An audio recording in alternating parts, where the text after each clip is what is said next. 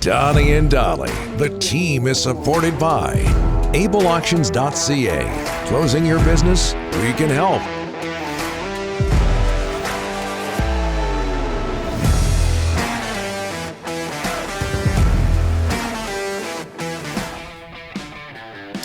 Today's guest, including Thomas Drance, standing by, brought to you by Langley Chrysler. Enjoy no-hassle 3-day returns and 30-day exchanges on all used vehicles. So you can make sure what you get is just right for you and one of the largest inventories in BC. Don't just love your car. Love buying it at langleychrysler.com. Before we get to Thomas, you wanted to talk about a picture that you sent us yesterday. Yeah, and I had one of several pictures, but... Sadly, I had to explain who's who to you two about a half an hour ago. And Ryan, get her up. This is a picture yesterday. Look at this. Kuzmenko, like I said, arrived yesterday afternoon. And so let me tell everyone in TV land that Don and Ryan did not know who is who in this. And neither did you. A child of 4 can figure out Kuzmenko's on the left. His agent, or his top agent's assistant, is on the right. And they were at the Blue Water Cafe in Yaletown. Yeah, that's right. I can't believe I'd explain to you two. Look at Kuzmenko, the broad shoulders, the big guy, heavy-set guy, and you guys thought Kuzmenko was on the right. Unbelievable that I'd explain that to you two. Vladdy looks like Liev Schreiber. I thought that's who you sent us this picture, and I was like, well, who's that? Is it famous Donnie. actor in town? Come on. I sent you this picture, and you couldn't figure out who's who? Lord knows what's on that phone, by the way. I think they're on the Donnie and Dolly app. They're trying to find how they can get our show today. Now, I think Rutherford just sent him an offer. He looks pretty happy. Okay, Thomas Drance joins us from The Athletic. Thomas, thanks for doing this, as always, on a Friday. How are you, sir? Well, thank you for having me, gentlemen. You're helping me fulfill my lifelong choir boy dream of opening for Michael Bublé. Let's go. Oh my gosh, yes. Right. No problem.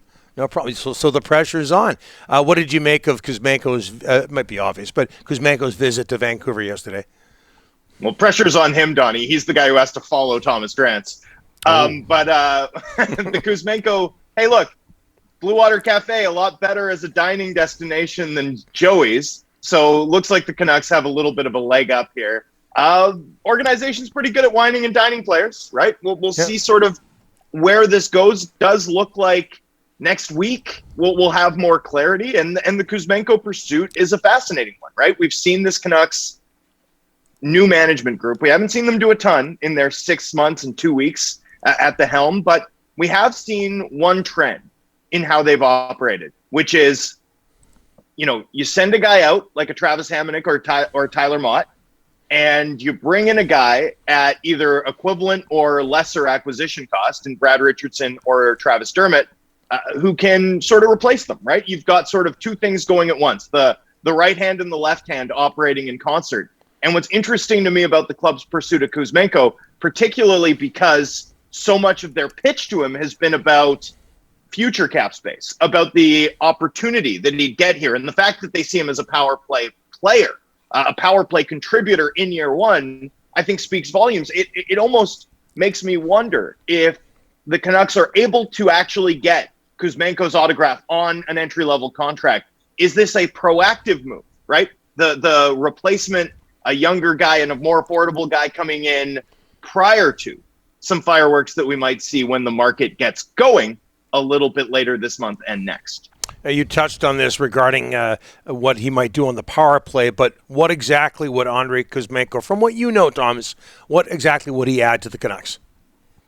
Yeah, I mean, skill player, probably capable of doing top 9 things right off the bat with some upside beyond that. There's not a lot of players who've been Kuzmenko's size who've produced the way that he did in the KHL last year, right? A very rare statistical profile. I like to go through and sort of build lists of comparable players to get a sense of how the way a guy performed at a certain age in a certain league at a certain size might translate to the NHL. And when I did it for Kuzmenko, I only returned 2 comparables. One of them was Stefan DaCosta. You might remember him. He was an Ottawa Senator for a bit. Wasn't long for the NHL, although one wonders if he'd come along a decade later in a faster league that more heavily emphasizes skill, if his NHL career might have looked a little bit different. And the other is Alexander Radville. And that's it. That's the end of the list. There's only 2 comps for what Kuzmenko accomplished in his age 26 season. Now, that's not to say that he's a player like Radulov, right? Radulov's production in his age 26 season was some of the lowest of his KHL career.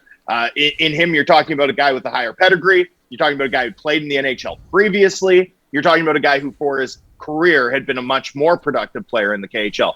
But it does speak to the level that Kuzmenko hit this last season, which is extremely rare. And when you have a rare profile, you tend to be a player that can do pretty interesting things. Without question, whatever team lands Kuzmenko is going to have a very, very intriguing and very low-cost bet on their hands. Thomas, free agency is less than a month away. We're hearing a lot of forwards connected to the Canucks when you talk about grit, size, and speed. You did an article on speed the other day. What about defensemen? I'm going to be honest with you. I haven't heard a lot of UFA defensemen connected to the Canucks yet, but what's going on there? Yeah, I haven't either, Rick, but I would say it's just a matter of time. I would be pretty surprised if the club didn't prioritize adding an additional top four defenseman. I do think there's a sense internally, as you and I have reported previously, but I do think there's a sense internally that Oliver Ekman-Larsson and Tyler Myers were leaned on too heavily by the club in the matchup role that they held down, that they played too often, that ideally you'd find a way to limit Tyler Myers' minutes a little bit better so that he was fresher, so that he was perhaps less prone to the big mistake, which would obviously happen if he was playing something like 17 minutes a night at 5-on-5 as opposed to the 20 plus that he logged for the Canucks last season.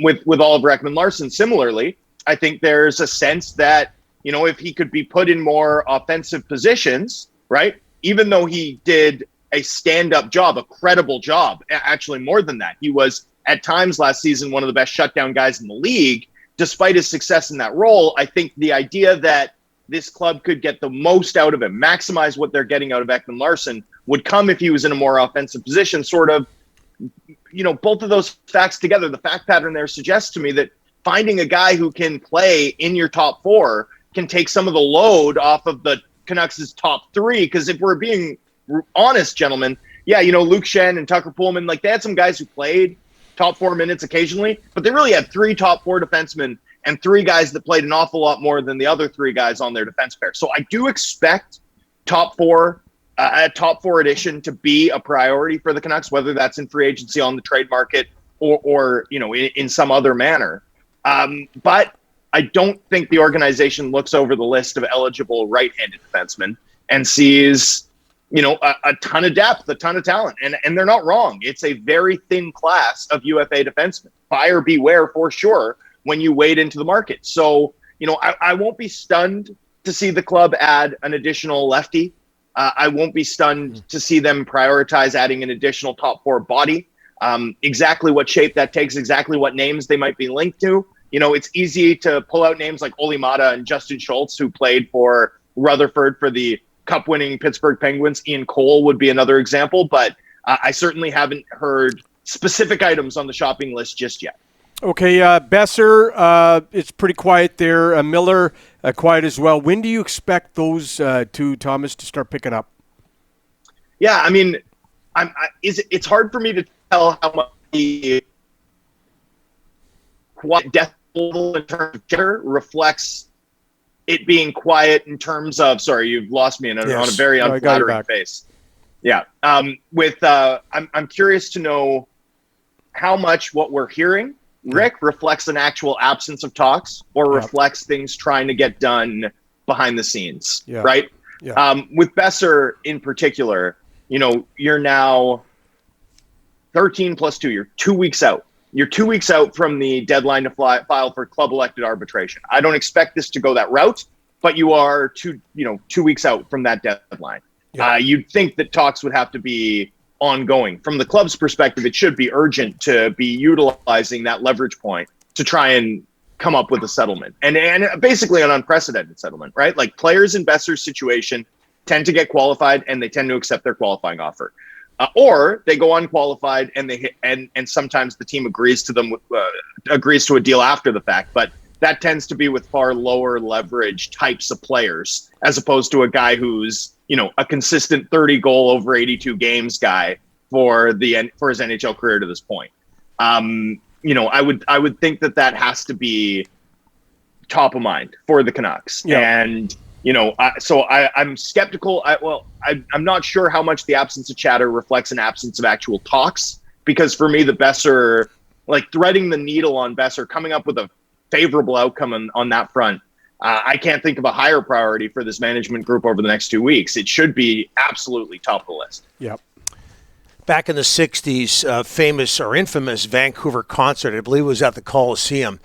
Led Zeppelin opening up for Vanilla Fudge.